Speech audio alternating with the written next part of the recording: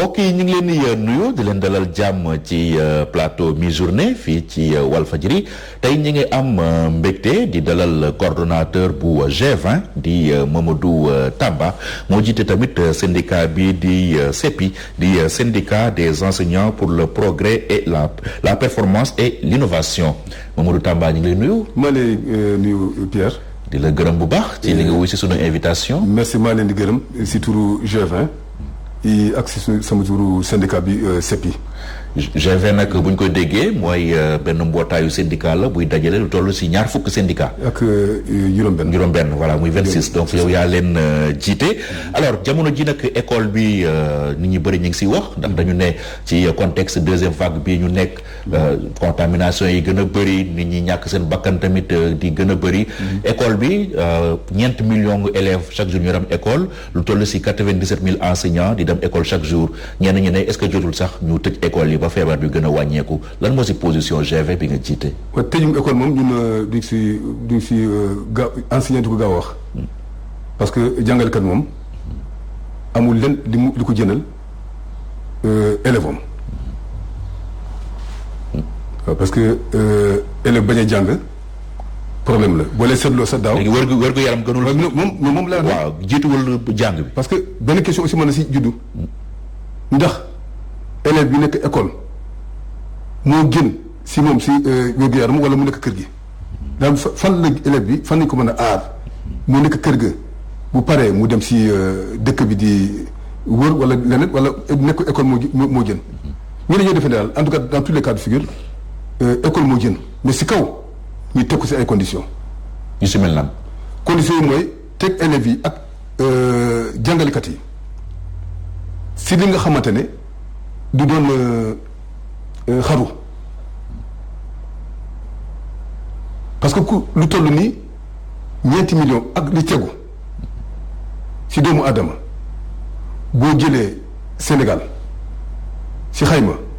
téeméer boo jël dafa mel ni fanweer yi sax ay ñu ngi si école yi boo ëmbee boo yore lu toll noonu defe naa ne waroo sàggane jumtukaay yi nga war a jël pour aar ñooñu aar jàngalekat yi aar élèves yi aar jàngalekat yi mais aussi aar famille yi. mais tegal nañu leen protocole. parce que non protocole baaxul la ci école yi. moom mooy problème bi. jox leen ay masques. lan mooy protocole kenn du jël lii bay léeg lan mooy jël lii bay léeg mais ku sol masque doyul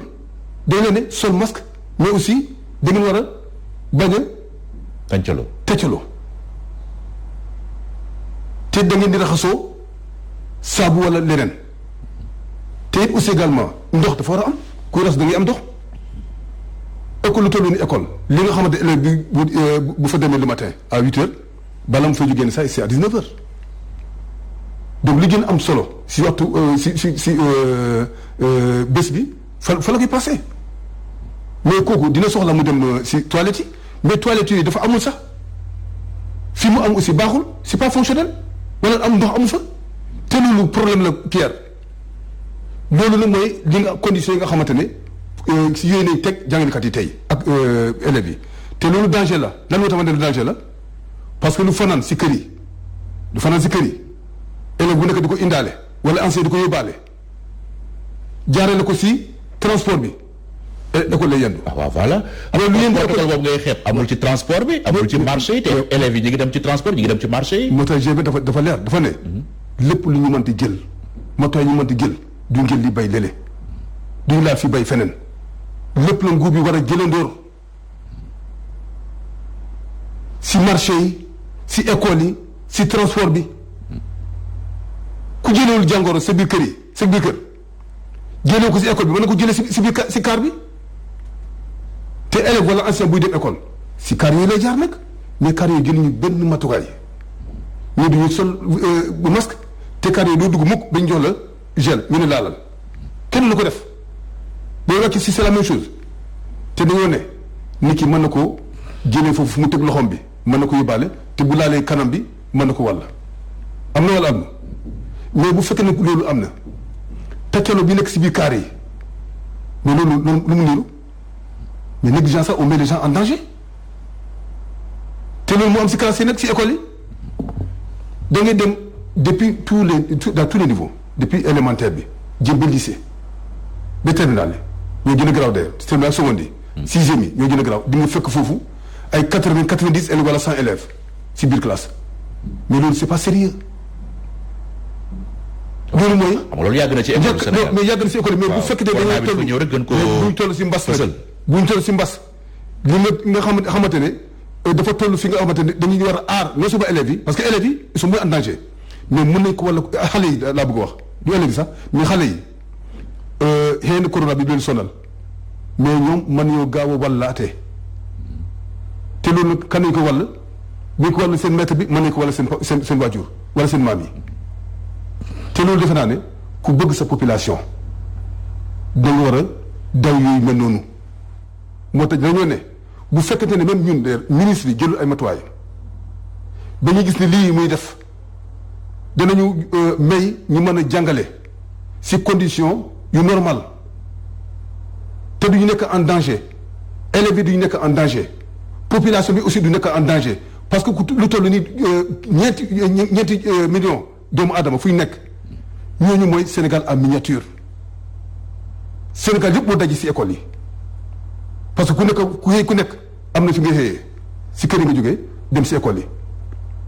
donc lu yenn ci école yi mu ngi jëm ci kër yi donc à partir du transport également il y a un danger moo tax dañoo defee ne ñu ngi caaxaan li nga xamante ne ñu ne mënuñu toog di continuer di dund loolu nag parce que non seulement ministre bi mu ngi bay effectif yi yu pléthorique di wéy waxuñu ni waxuñu ko ça il faut que ça soit très clair on est aussi responsable waxuñu ni nañu def classe bu nekk mu nekk 20 élèves par classe waxuñu loolu de. loolu mënul xam ne loolu mënul nekk. te gouvernement mënul tabax lycée wala école fii ak ñaari weer. tout à fait ngeen bëgg mu def ay abri provisoire delloo war fa xale yi. non dama ne loolu ngeen bëgg. y a non seulement des possibilités moo tax de ma ñu ne woon ni y a que Sénégal dafa war a xoolal boppam si modèle financement wu système éducatif bi ñu mën a seetaat yeneen modèle innovant de financement endogène bu ñu ko deful. li am déjà avec ak génne si dellusiwaat si mbirum éducation sexuelle bi dina am parce que kenn mooy toll fenn rek dina jox xaalisam te fajul dara mu lay imposer ay affaires yu bon nga dugg ko sa éducation bi te fekk yow amoon len lu jën élèves sa éducation doom yi donc moo tax il faudrait que kii bi mesures sanitaires yooyu dafa yomb kan moo ko war a ji quand on parle de l'état c'est qui état bi kan la mais état bi maanaam gouvernement bi si boppam. waaw ak pouvoir les services déconcentrés. léegi maire yeeg yooyu nag. mais dañ nga responsabiliser mais dañ si bokk. maire yi ñoo war a gérer école primaire yi. mais voilà mais defuñu si lenn conseil départemental yi gérer lycée. mais est-ce que am nañu moyen ñoom tamit. am nañu problème en tout cas am non du affaire moyen seulement. dama ne ñeneen ñi même bu ñu leen joxoon sa budget rubrique pour éducation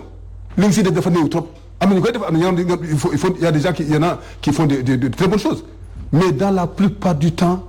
les collectivités de territoire ne font pas grand-chose pour les écoles. Alors que école, dañ koy fàttali ni compétence décentralisée transférée là depuis 96. Mais ba léegi on ne sent pas encore du ñuy sentir liggéeyu maanaam loxo mairie yi si biir njàng bi ak njàngaan bi. Donc loolu mooy c'est un problème. Comment masques yi manqué nañu kenn solatul pratiquement masque. De là à Dakar ba si réew mi yëpp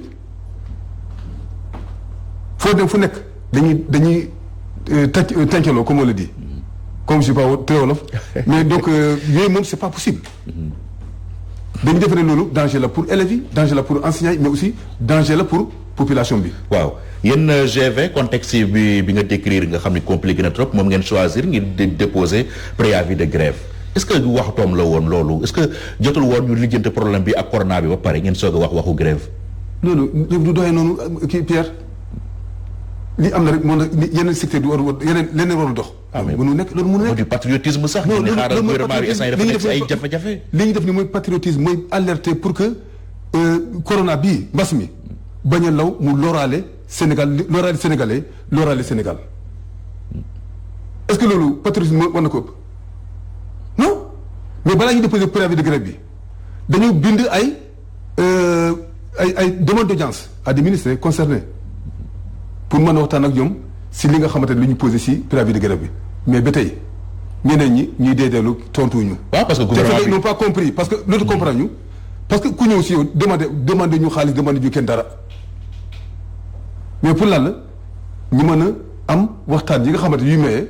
ñu wax suñu xalaat ñu dégg seen xalaat. waaw parce que gouvernement bi dafa ne yéen G20 du ngeen ay interlocuteurs am privilégiés ndaxte dafa amoon ay élections de représentativité syndicale ba mu amee juróom-ñaar syndicat ñoom ñoo jiitu woon muy G7 donc ñoom la gouvernement di waxal mais pas yéen. non du loolu waxtaan ñaar fa mbir mu am négociation am na dialogue am na dialogue day kon day wéy ba fu ne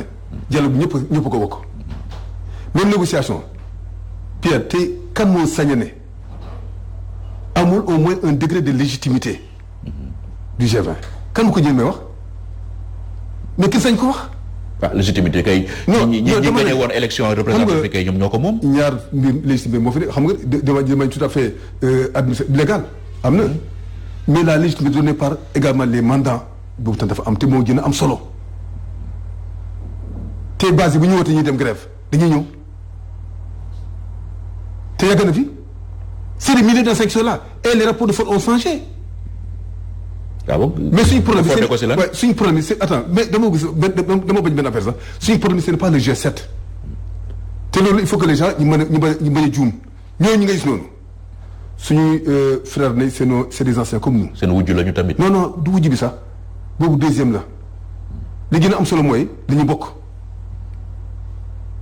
école nañ bokk ñoo bokk li ñuy revendiquer ñoo bokk li ñuy xeex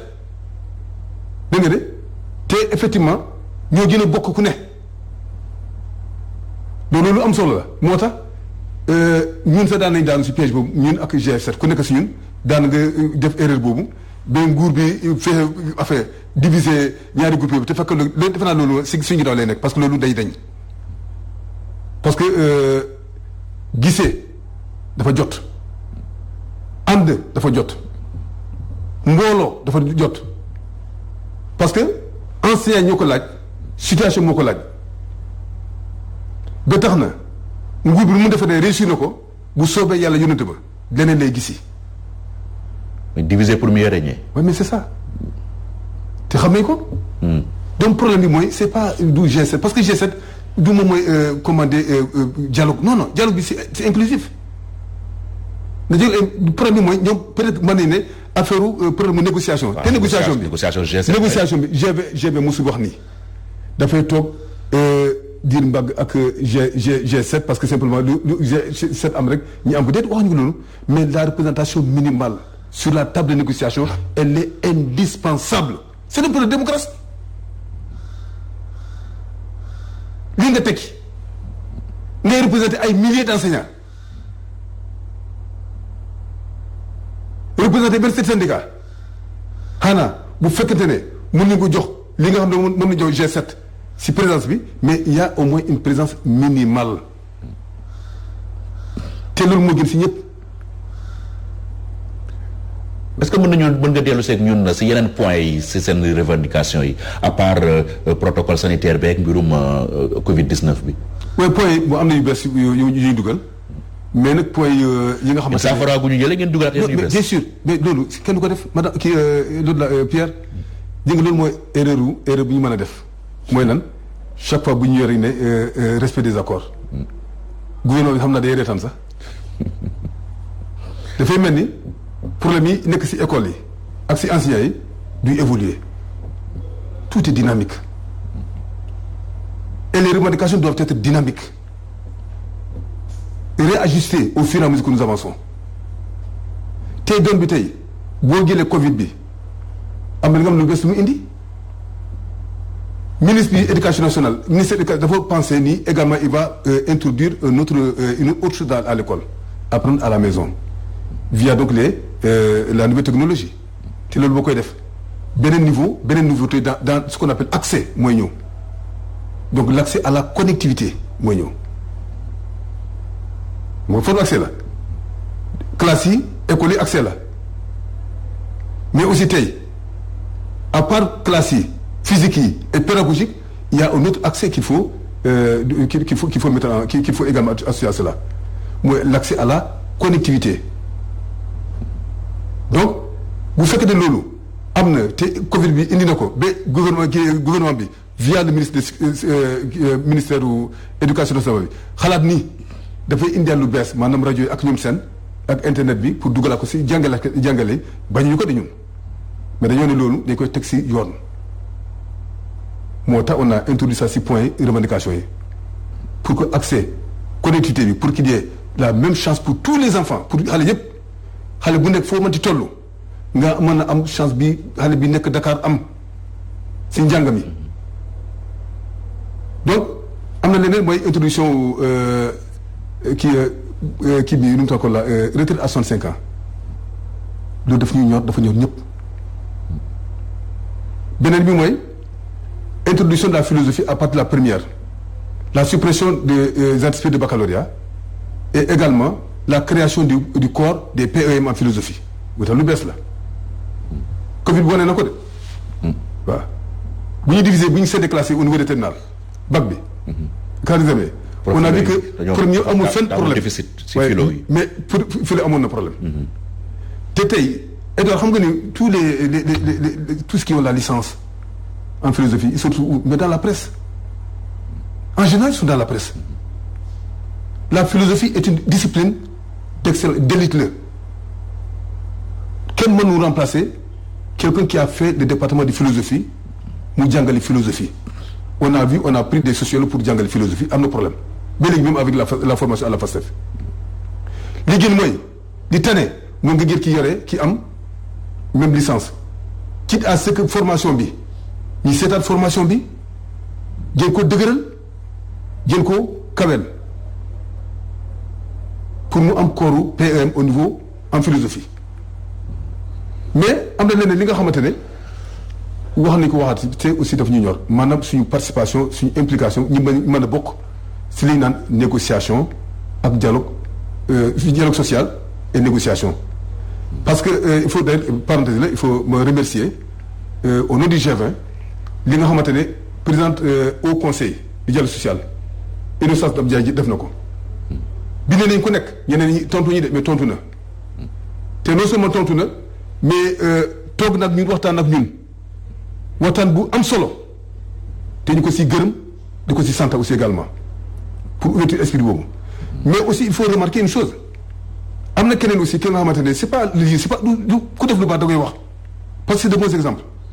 ku mel ni directeur de la SOL Charles Émile alors muy def quelque chose d'extraordinaire. kon seen problème ci fan la. non attends le problème fan la alors. non problème damay joxe exemple pour ne boo recevoir nit boo jëlee nit waxtaan ak moom li ngay jëlee si moom ak li muy jëlee si yow dina indi jàmm. parce que ñi nga tudd yëpp du ñoom ñooy régler seen problème. non si en partie. ñooñu mën nañu dalal seen xel nii rek. non si en partie mais décision bi du ñoom ñoo ko. non mais en partie baax na si. c'est important non madame kii Innocence Ntap elle est importante. moom au moins li ñu waxtaan lu nekk si dialogue yi. waaw da koy reporter président à la médiation lay def rek. non médiation c'est important moo tax li ñu bind lu nekk on lui a donné comme un exemplaire il y a d'autres ministres aussi également qui ont montré leur bonne volonté dama leen tudd mais ñooñu ils sont prêts à nous recevoir am na ki nga xam ne 2 fois dañoo dem mais malheureusement comme c'est un nouveau ministre